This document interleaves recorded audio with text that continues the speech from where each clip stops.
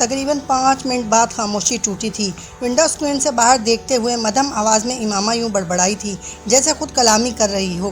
سالار نے اس کا جملہ سن لیا تھا مگر اسے وہ ناقابل یقین لگا۔ کیا؟ اس نے جیسے تصدیق چاہی۔ جلال نعت بہت اچھی پڑھتا ہے، اسی طرح ونڈو اسکرین سے باہر جھانکتے ہوئے کہا، مگر اس بار اس کی آواز کچھ بلند تھی۔ بس آواز کی وجہ سے؟ سنگر ہے، سالار نے تبصرہ کیا۔ امامہ نے نفی میں سر ہلایا، پھر؟ بس وہ نعت ہی پڑھتا ہے اور بہت خوبصورت پڑھتا ہے۔ سالار ہنسا، تم صرف اس نعت پڑھنے کی وجہ سے اس کی محبت میں گرفتار ہو گئیں؟ میں کم از کم اس پر تو یقین نہیں کر سکتا۔ امامہ نے گردن موڑ کر اس کی طرف دیکھا، تو مت کرو، تمہارے یقین کی کس کو ضرورت ہے؟ اس کی آواز میں سرد مہری تھی۔ گاڑی میں ایک بار پھر خاموشی چھا گئی۔ فرض کرو یہ مان لیا جائے کہ تم واقعی اس کے نعت پڑھنے سے کچھ متاثر ہو کر اتنا آگے بڑھ گئیں، تو یہ تو کوئی زیادہ پریکٹیکل بات نہیں ہے، باربرا کارٹ لینڈ کے ناولز والا رومانس ہی ہو گیا یہ تو۔ اور تم ایک میڈیکل کی اسٹوڈنٹ ہو کر اتنا میچیور ذہن رکھتی ہو، سالار نے بے رحمی سے تبصرہ کیا۔ امامہ نے ایک بار پھر گردن موڑ کر اسے دیکھا، میں بہت میچیور ہوں، بہت زیادہ۔ پچھلے 2-4 سالوں میں مجھ میں زیادہ پریکٹیکل ہو کر کسی نے چیزوں کو نہیں دیکھا ہوگا۔ میری رائے محفوظ ہے، ہو سکتا ہے تمہارا پریکٹیکل ہوتا میرے پریکٹیکل ہونے سے مختلف ہو۔ اپنی وے میں جلال کی بات کر رہا تھا وہ، جو تم نعت وغیرہ سن کر ہی تھی۔ اس کی بعض چیزوں پر اپنا اختیار نہیں ہوتا، میرا بھی نہیں ہے۔ اس بار امامہ کی آواز میں شائستگی سی تھی۔ میں پھر تم سے اتفاق نہیں کرتا، ہر چیز اپنے اختیار میں ہوتی ہے، کم از کم اپنی فیلنگز، ایموشنز اور ایکشن پر انسان کو کنٹرول ہوتا ہے۔ ہمیں پتہ ہوتا ہے کہ ہم کس شخص کے لیے کس طرح کی فیلنگ ڈیولپ کر رہے ہیں، کیوں کر رہے ہیں، اس کا بھی پتہ ہوتا ہے۔ اور جب تک ہم باقاعدہ ہوش و حواس میں رہتے ہیں، ان فیلنگز کو ڈیولپ نہیں ہونے دیتے، وہ نہیں ہوتی۔ اس لیے یہ میں نہیں مان سکتا کہ ایسی چیزوں پر اپنا کنٹرول ہی نہ رہے۔ اس نے بات کرتے ہوئے دوسری بار امامہ کو دیکھا اور اسے احساس ہوا کہ وہ اس کی بات نہیں سن رہی تھی۔ وہ پلکیں جھپکائے بغیر ونڈو اسکرین کو دیکھ رہی تھی، یا شاید ونڈو اسکرین سے باہر دیکھ رہی تھی۔ اس کی آنکھیں متورم تھیں اور اس وقت بھی ان میں نمی نظر آ رہی تھی۔ وہ ذہنی طور پر کہیں دور تھی، کہاں یہ وہ نہیں جان سکتا تھا۔ اسے وہ ایک بار پھر اب نارمل لگی۔ بہت دیر تک خاموشی سے گاڑی ڈرائیو کرتے رہنے کے بعد سالار بے قدر اکتایا ایک بار پھر اسے مخاطب کیا، نعت پڑھنے والے کے علاوہ اس میں اور کون سی کوالٹی ہے؟ اس کی آواز بلند تھی۔ امامہ بے اختیار چونک گئی۔ نعت پڑھنے کے علاوہ اس میں اور کیا کوالٹی ہے؟ سالار نے اپنے سوال کو دہرایا۔ ہر وہ کوالٹی جو ایک اچھے انسان، اچھے مسلمان میں ہوتی ہے، امامہ نے کہا۔ مثلاً؟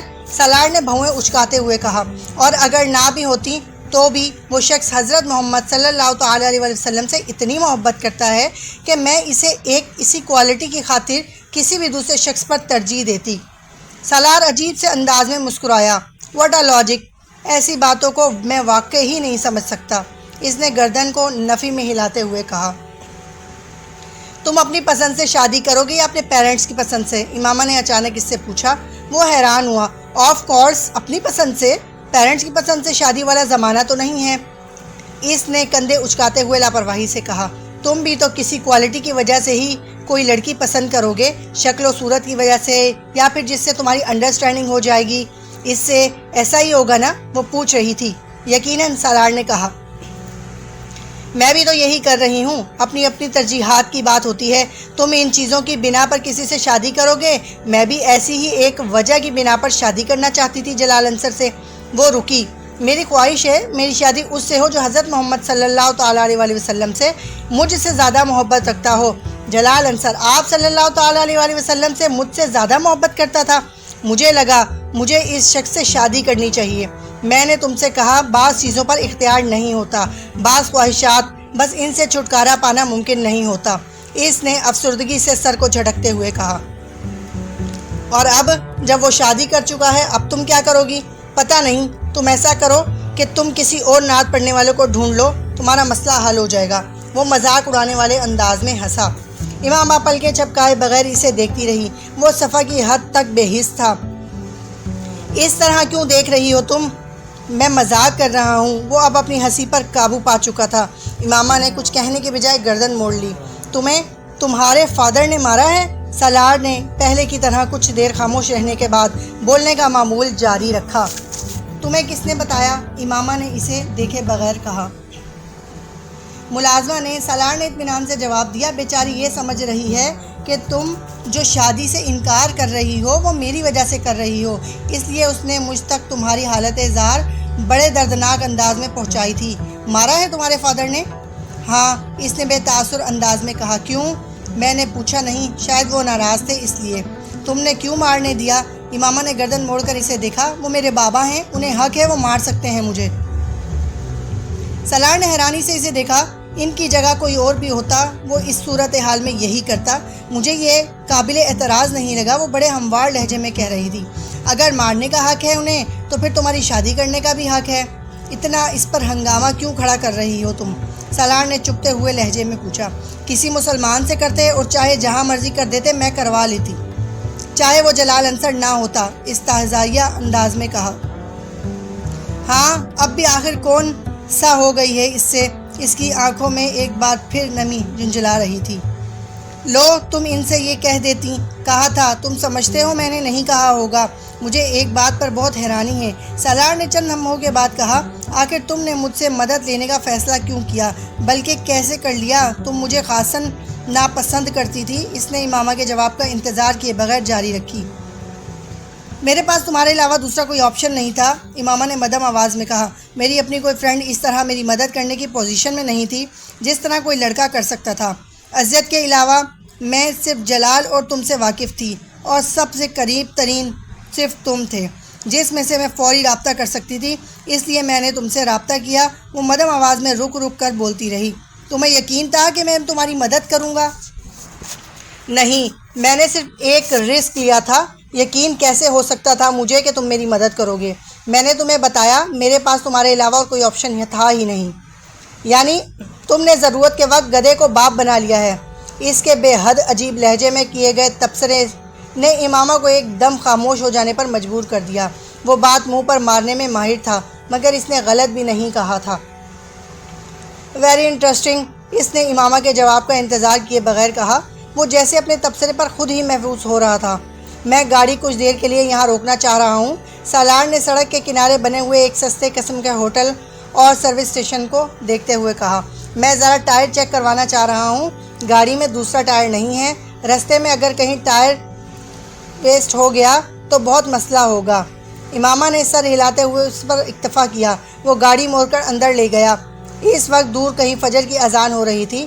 ہوٹل میں کام کرنے والے 2-4 لوگوں کے علاوہ وہاں کوئی اور نہیں تھا۔ اسے گاڑی اندر لاتے دیکھ کر ایک آدمی باہر نکل آیا۔ شاید وہ گاڑی کی آواز سن کر آیا تھا۔ سالار گاڑی کا دروازہ کھول کر نیچے اتر گیا۔ وہ کچھ دیر سیٹ کی پشت پر سر ٹکائے آنکھیں بند کیے بیٹھی تھی۔ اذان کی آواز کچھ زیادہ بلند ہو گئی تھی۔ امامہ نے آنکھیں کھول دیں۔ کار کا دروازہ کھول کر وہ باہر آئی۔ دروازہ کھلنے کی آواز پر سالار نے گردن موڑ کر اسے دیکھا تھا۔ یہاں کتنی دیر رکنا ہے؟ وہ سالار سے پوچھ رہی تھی۔ 10-15 منٹ۔ میں انجن بھی ایک دفعہ چیک کروانا چاہتا ہوں۔ میں نماز پڑھنا چاہتی ہوں، مجھے وضو کرنا ہے، اس نے سالار سے کہا۔ اس سے پہلے کہ سالار کچھ کہتا، اس آدمی نے بلند آواز میں اسے پکارتے ہوئے کہا، باجی وضو کرنا ہے تو اس ڈرم سے پانی لے لیں۔ اور وہ نماز کہاں پڑھے گی؟ سالار نے اس آدمی سے پوچھا۔ یہ سامنے والے کمرے میں، میں جائے نماز دے دیتا ہوں۔ وہ اب پائپ اتار رہا تھا۔ پہلے جائے نماز دے دو، پھر انجن آ کر چیک کرتا ہوں، اس آدمی نے اس کمرے کی طرف جاتے ہوئے کہا۔ سالار نے دور سے امامہ کو اس ڈرم کے پانی کچھ تذبذب کی حالت میں کھڑے دیکھا۔ وہ لاشعوری طور پر آگے چلا آیا۔ وہ تارکول کا ایک بہت بڑا خالی ڈرم تھا جسے ایک ڈھکن سے کور کیا گیا تھا۔ اس میں سے پانی کیسے لوں؟ امامہ کے قدموں کی چاپ پر پیچھے مڑ کر دیکھا۔ سالار نے ادھر ادھر نظر دوڑائی۔ کچھ فاصلے پر ایک بالٹی پڑی ہوئی تھی۔ وہ اس بالٹی کو اٹھا لایا۔ میرا خیال ہے کہ اس بالٹی سے پانی نکالنے کے لیے استعمال کرتے ہیں، اس نے امامہ سے کہتے ہوئے ڈرم کا ڈھکن اٹھایا اور اس میں سے پانی بالٹی میں بھر لیا۔ میں کروا دیتا ہوں وضو۔ سالار کو اس کے چہرے پر تذبذب نظر آ رہا، مگر پھر کچھ کہنے کے بجائے وہ اپنے سویٹر کی آستین اوپر کرنے لگی۔ اپنی گھڑی اتار کر اس نے سالار کی طرف بڑھا دی اور پنجوں کے بل زمین پر بیٹھ گئی۔ سالار نے اس کے بڑھتے ہوئے ہاتھوں پر کچھ پانی ڈالا۔ امامہ کو بے اختیار جیسے کرنٹ لگا۔ اس نے یک دم اپنے ہاتھ پیچھے کر لیے۔ کیا ہوا؟ سالار نے کچھ حیرانی سے کہا۔ کچھ نہیں، پانی بہت ٹھنڈا ہے، تم پانی ڈالو۔ وہ ایک بار پھر ہاتھ پھیلا رہی تھی۔ سالار نے پانی ڈالنا شروع کر دیا۔ وہ وضو کرنے لگی۔ پہلی بار سالار نے اس کے ہاتھوں کی کونیوں تک دیکھا۔ کچھ دیر کے لیے وہ اس کی کلائیوں سے نظر نہیں ہٹا سکا۔ پھر اس کی نظر اس کی کلائیوں سے اس کے چہرے پر چلی گئی۔ وہ اپنی چادر کو ہٹائے بغیر بڑی احتیاط کے ساتھ سر اور کانوں اور گردن کا مسح کر رہی تھی، اور سالار کی نظریں اس کے ہاتھوں کی حرکت کے ساتھ ساتھ سفر کر رہی تھی۔ اس کی گردن میں موجود سونے کی چین اور اس میں لٹکنے والے موتی بھی اس نے پہلی بار دریافت کیا تھا۔ سالار نے اسے جتنی بار دیکھا تھا اسی کی چادر میں دیکھا تھا۔ چادر کا رنگ مختلف ہوتا مگر وہ ہمیشہ اسے ایک ہی انداز میں لپیٹے ہوتی۔ وہ کبھی اس کے خد و خال پر غور نہیں کر سکا۔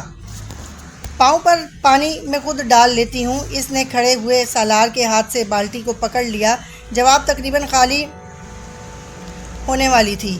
سالار چند قدم پیچھے ہٹ کر مہویت سے دیکھنے لگا۔ وہ وضو کر چکی تھی تو سالار کی مہویت ختم ہوئی۔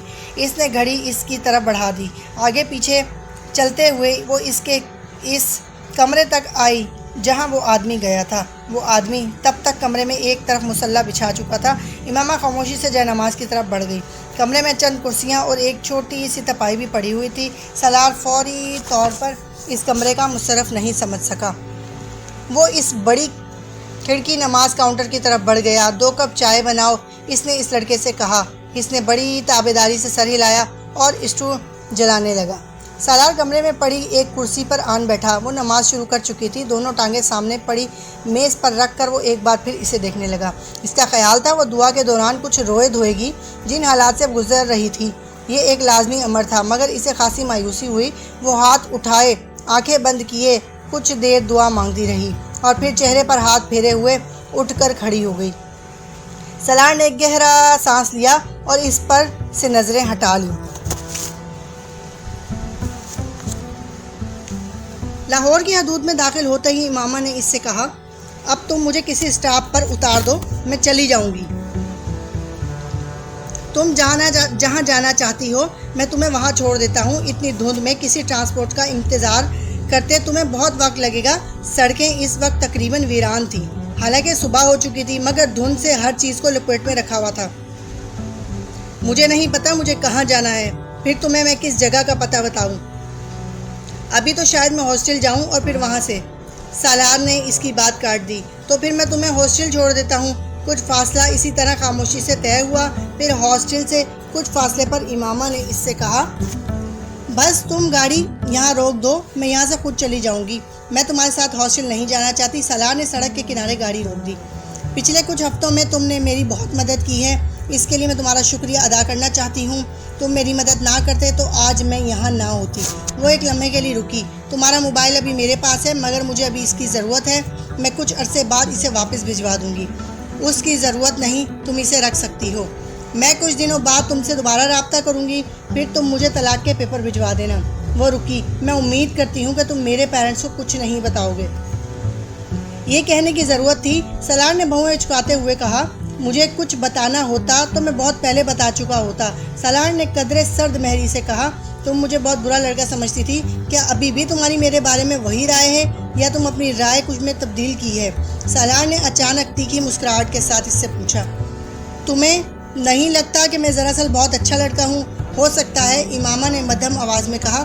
سالار کو اس کی بات پر جیسے شوق لگا۔ ہو سکتا ہے، وہ بے یقینی سے مسکرایا۔ ابھی بھی ہو سکتا ہے؟ تم بہت ناشکری ہو امامہ، میں نے تمہارے لیے اتنا کچھ کیا ہے جو اس زمانے میں کوئی لڑکا نہیں کرے گا، اور تم پھر بھی مجھے اچھا ماننے پر تیار نہیں۔ میں ناشکری نہیں ہوں، مجھے اعتراف ہے کہ تم نے مجھ پر بہت احسان کیے ہیں اور شاید تمہاری جگہ کوئی دوسرا کبھی نہ کرتا۔ سالار نے اس کی بات کاٹ دی، تو میں اچھا ہوا نا؟ وہ کچھ نہیں بولی، صرف اسے دیکھتی رہی۔ نہیں، مجھے پتا ہے تم یہی کہنا چاہتی ہو، حالانکہ مشرقی لڑکی کی خاموشی اس کا اقرار ہوتی ہے، مگر تمہاری خاموشی تمہارا انکار ہوتی ہے۔ ٹھیک کہہ رہا ہوں نا؟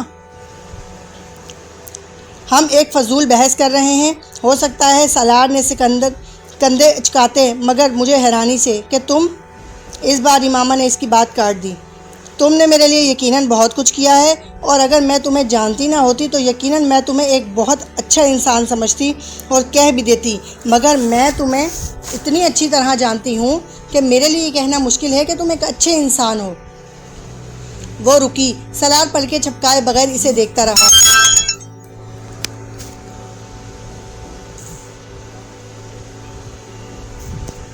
جو آدمی خودکشی کی کوشش کرتا ہو، شراب پیتا ہو، جس نے اپنا کمرہ عورتوں کی برہنہ تصویروں سے بھر رکھا ہو، وہ اچھا آدمی تو نہیں ہو سکتا۔ امامہ نے دو ٹوک انداز۔ تم کسی ایسے آدمی کے پاس جاتی جو یہ تینوں کام نہ کرتا مگر تمہاری مدد بھی نہ کرتا، تو کیا تمہارے لیے وہ اچھا آدمی ہوتا؟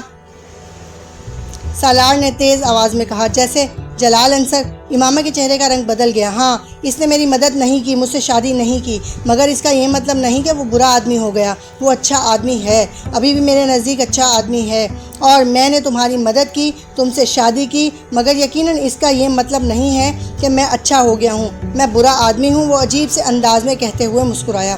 تمہارا خود اپنے بارے میں کیا خیال ہے امامہ؟ کیا تم اچھی لڑکی ہو؟ اس نے اچانک چپتے ہوئے انداز میں پوچھا، اور پھر جواب کا انتظار کیے بغیر کہنے لگا، میرے نزدیک تم بھی اچھی لڑکی نہیں ہو، تم بھی ایک لڑکے کے لیے اپنے گھر سے بھاگی ہو، اپنے منگیتر کو دھوکہ دیا ہے تم نے، اپنی فیملی کی عزت کو خراب کیا ہے تم نے۔ سالار نے ہر لحاظ بالائے طاق رکھتے ہوئے صاف گوئی سے کہا۔ امامہ کی آنکھوں میں ہلکی سی نمی آ گئی۔ تم ٹھیک کہتے ہو، میں واقعی اچھی لڑکی نہیں ہوں، ابھی مجھے یہ جملہ بہت سے لوگوں سے سننا ہے۔ میں تمہیں بہت لمبی چوڑی وضاحت دے سکتی ہوں، مگر اس کا کوئی فائدہ نہیں، تم ان چیزوں کو نہیں سمجھ سکتے۔ فرض کرو میں تمہیں لاہور نہ لے کر آتا، کہیں اور لے جاتا، پھر مگر میں تمہیں بحفاظت یہاں لے آیا، اور یہ میرا کتنا بڑا احسان ہے، تمہیں اندازہ ہے اس کا؟ امامہ گردن موڑ کر اسے دیکھنے لگی۔ مجھے یقین تھا تم مجھے کہیں اور نہیں لے کر جاؤ گے۔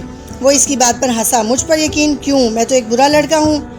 مجھے تم پر نہیں یقین تھا، اللہ پر یقین تھا۔ سالار کے ماتھے پر کچھ بل پڑ گئے۔ میں نے اللہ اور اپنے پیغمبر صلی اللہ علیہ وسلم کے لیے سب کچھ چھوڑ دیا ہے۔ یہ کبھی نہیں ہو سکتا تھا کہ وہ مجھے تمہارے جیسے آدمی کے ہاتھوں رسوا کرتے، یہ ممکن ہی نہیں تھا۔ فرض کرو ایسا ہو جاتا۔ سالار مصرع ہوا۔